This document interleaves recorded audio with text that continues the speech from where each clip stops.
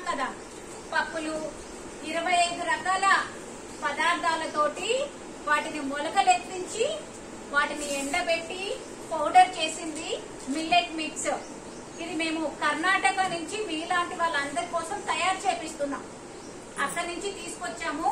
మీరు రాగి జావ ఎలాగైతే చేసుకుంటారో ఒక 1/2 లీటర్ నీళ్ళల్లో 1 స్పూన్ వేసుకొని 5-10 నిమిషాలు మరిగించుకొని తాగేయండి.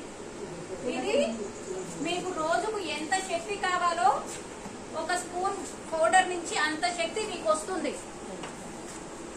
ఏదో ఉట్టికొచ్చింది కదా అని పక్కన వేయకండి, తినండి, తాగండి.